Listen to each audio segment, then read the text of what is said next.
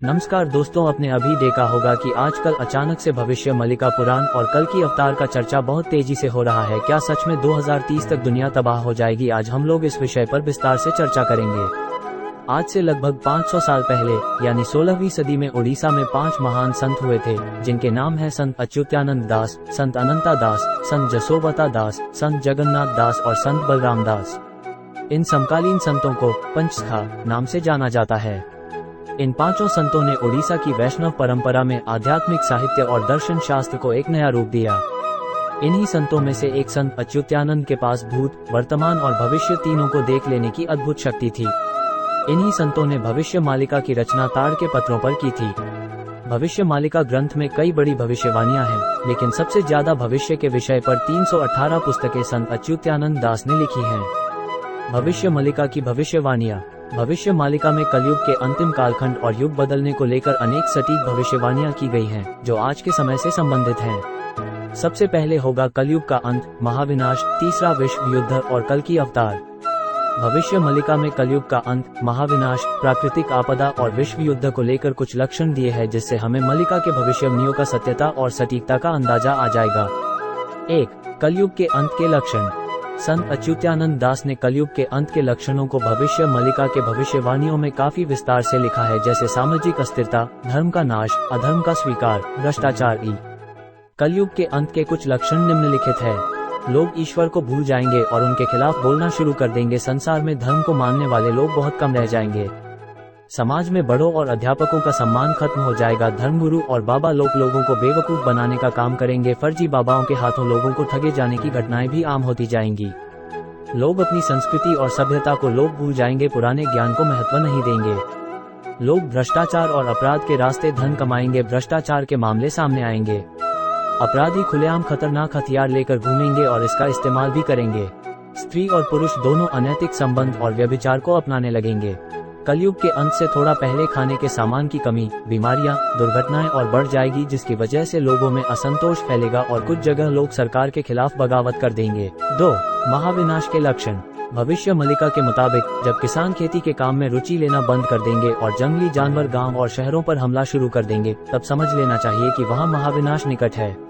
ऐसे बहुत से लोग जानते होंगे कि जब भूकंप या कोई और बड़ी प्राकृतिक आपदा आने वाली होती है, तो उसका सबसे पहले जानवरों को आभास हो जाता है।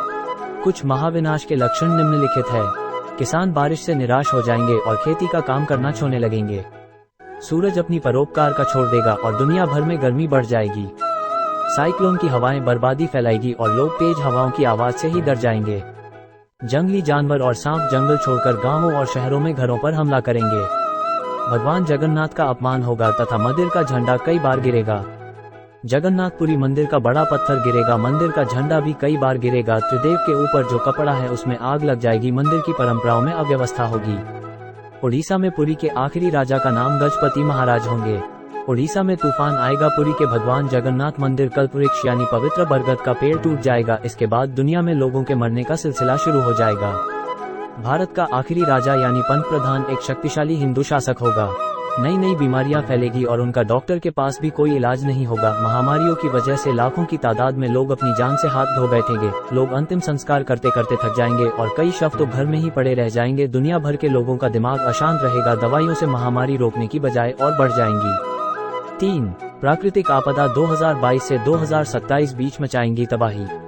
दुनिया में अनेकों भागों में प्राकृतिक आपदा तबाही मचाते दिखाई देंगी। कई देशों में बड़े बड़े भूकंप आएंगे तो कहीं जानलेवा बाढ़, कहीं बहुत ज्यादा बारिश होंगी तो कहीं भयंकर सूखा गिरेगा, जिससे लोग पानी के लिए तरस जाएंगे। मौसम का चक्र पूरी तरह बदल जाएगा, जिससे धरती पर बहुत ज्यादा गर्मी बढ़ जाएगी। कुछ प्राकृतिक आपदा निम्नलिखित है। साल 2022 से 2027 तक प्राकृतिक आपदाएं भारत समेत दुनिया भर के लोग झेलेंगे। वह अप्रत्याशित और खतरनाक होगा। धरती का तापमान बढ़ जाएगा और गर्मी इतनी पड़ेगी कि कई लोगों की जान चली जाएगी। 2023 दुनिया में आज तक का सबसे गर्म साल होगा। धरती के कई ग्लेशियर टूट जाएंगे। ध्रुवों पर जमी बर्फ तेजी से पिघलेगी। दुनिया भर में नदियों का पानी कम होने और जमीन के नीचे का पानी कम हो जाने से पीने के पानी की कमी होगी। खेती का नुकसान होगा। धरती का मौसम चक्र बेहद खतरनाक तरीके से बदल जाएगा। ऋतु चक्र का ज्ञान इंसानों के किसी काम नहीं आएगा। दुनिया के कई शहरों और गांवों में बाढ़ से बर्बादी होगी। जल प्रलय की वजह से जंगली जानवर गांवों और शहरों में घुस आएंगे। इस वजह से कई लोगों की मृत्यु हो जाएगी। समुद्र के आगे बढ़ने से दुनिया भर में तटवर्ती इलाकों में रह रहे लोगों की जान को खतरा बनेगा और कई तटीय इलाकों की जमीन समुद्र में विलीन हो जाएगी। साल 2023 में धरती पर कई बड़े भूकंप आएंगे जो त्रासदी का रूप ले लेंगे। ये भूकंप जनवरी के महीने से ही आने शुरू हो जाएंगे और दिसंबर के महीने तक लगातार चलते रहेंगे। भूकंप की वजह से जानमाल का बड़ा नुकसान देखने को मिलेगा। दुनिया भर में कई चक्रवाती तूफान आएंगे। ये तूफान पहले के किसी भी साल की तुलना में न केवल तेज होंगे बल्कि इनकी संख्या भी ज्यादा होगी। दुनिया के कई छोटे बड़े जंगलों में आग लग जाएगी। यह आग इतनी भीषण होगी कि पर्यावरण का संतुलन बिगड़ जाएगा। दुनिया भर के जंगलों में हर साल भीषण आग लगने की घटनाएं आम होती जाएंगी। 4. तीसरे विश्व युद्ध की शुरुआत। जब धीरे धीरे कर दुनिया में प्राकृतिक आपदाएं बढ़ जाएंगी तो दूसरी ओर शनि के कुंभ राशि में प्रवेश करने पर हो जाएगी तीसरे विश्व युद्ध की शुरुआत। तीसरे विश्व युद्ध की नींव 2022 में ही रखी जाएगी और 2025 में भीषण युद्ध में तब्दील हो जाएगी। ये टकराव महाशक्तिशाली देशों के बीच होगा। यह विश्व युद्ध 6 साल 6 महीने चलेगा। इससे दुनिया 2 भागों में बंट जाएगी। भारत इस तीसरे विश्व युद्ध आखिरी के 13 महीने बाद शामिल होगा और भीषण युद्ध करेगा। भविष्य मलिका के अनुसार वर्चस्व, भूखमरी, खाद्य पदार्थों का अभाव इस युद्ध का कारण होगा। इस युद्ध में परमाणु हथियारों का इस्तेमाल होगा। इस वजह से धरती पर ज्यादातर लोगों की मौत होगी और कुछ ही लोग बच पाएंगे। 5. आसमान में दिखेंगे 2 सूरज। आसमान में 2 सूरज जैसा आभास होगा। एक तो सूरज होगा और दूसरा कोई और आसमानी चमकती वस्तु होगी। ये चमकती वस्तु कोई छोटा उल्कापिंड या फिर धूमकेतु हो सकती है। धरती पर उल्कापिंड एक भयावह घटना होगी जब यह उल्कापिंड दिन के समय में हिंद महासागर बंगाल की खाड़ी में गिरेगा। इससे एक बड़ी सुनामी आएगी और सुनामी में ओडिशा के 6 जिले जलमग्न हो जाएंगे। 6. भगवान जगन्नाथ जाएंगे छतियां बाटा। सुनामी के कारण पुरी में भगवान जगन्नाथ मंदिर की 22वीं सीढ़ी तक पानी आ जाएगा। इस पानी में समुद्री मछलियां भी होंगी और ये लहरें श्री मंदिर के नील चक्र के ऊपर से निकल जाएंगी। ओडिशा में भगवान जगन्नाथ को उनके अनुयायी पुरी से जाजपुर जिले में कटक से 30 किलोमीटर दूर छतियां बाटा ले जाएंगे। 7. चीन और 13 इस्लामिक देशों का भारत पर होगा हमला। भविष्य मलिका में कहा गया है जब शनि मीन राशि में प्रवेश उसी समय दुनिया तीसरे विश्व युद्ध का महाविनाश देखेगी। 29 मार्च 2025 से 23 फरवरी 2028 तक कभी मार्गी और कभी वक्री होकर शनि मीन राशि में रहेंगे। इसी समय में भारत विश्व युद्ध में शामिल हो जाएगा। इस युद्ध का मुख्य कारण होगा भारत को लूटने की साजिश। जब भारत धार्मिक अतिरिक्त समस्या से जूझ रहा होगा और जब भारत में मिलिट्री शासन लगा होगा तभी चीन और पाकिस्तान अपने देश की हालत सुधारने के लिए भारत पर हमले की योजना बनाएंगे। चीन हमेशा की तरह खतरनाक साजिश रचेगा और पाकिस्तान सहित अन्य 13 इस्लामिक देश को धार्मिक आधार पर भारत के विरोध में लाने में सफल हो जाएगा। भारत कुल 13 महीने महायुद्ध लड़ेगा जब पाकिस्तान समेत 13 इस्लामिक देश और चीन भारत पर हमला करेंगे। शुरुआत में इन देशों को सफलता मिलेगी जिससे भारत का एक बहुत बड़ा हिस्सा दुश्मन के अधिकार में चला जाएगा। लेकिन भारत बहुत ही जल्दी में भयानक प्रति हमला करेगा जिससे न केवल युद्ध जीत लेगा बल्कि अखंड भारत भी एक हकीकत बनेगा। चीन के कई टुकड़े हो जाएंगे और बचे 12 इस्लामिक देश अपना अस्तित्व खो देंगे और पाकिस्तान का नामो निशान मिट जाएगा और वह अखंड भारत का हिस्सा बनेगा।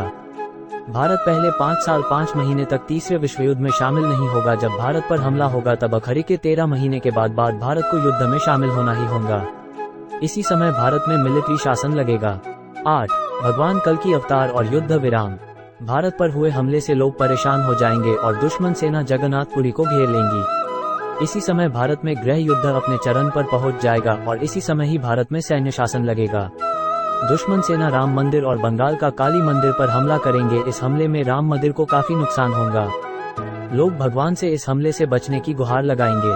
तब एक नया मोड़ आएगा और भगवान विष्णु के 10वें अवतार भगवान कल की सभी के सामने आएंगे। दुश्मनों पर कल की भगवान कहर बनकर टूट पड़ेंगे। इससे दुश्मनों में खलबली मच जाएगी। वे एक दूसरे के भरोसे ही रह जाएंगे। भारतीय सैनिक दुश्मनों के घर में घुसकर मारेगी। इस तरह भारत युद्ध विजयी हो जाएगा। भविष्य मलिका की भविष्यवाणी के अनुसार कल की अवतार जन्म हो चुका है और वह अभी भी किसी गुप्त स्थान पर है। 9. अखंड भारत और युग परिवर्तन। विश्व युद्ध के बाद सीमाएं बदल जाने की वजह से दुनिया में कुल 111 देश ही होंगे और विश्व की आबादी केवल 60 करोड़ रह जाएगी।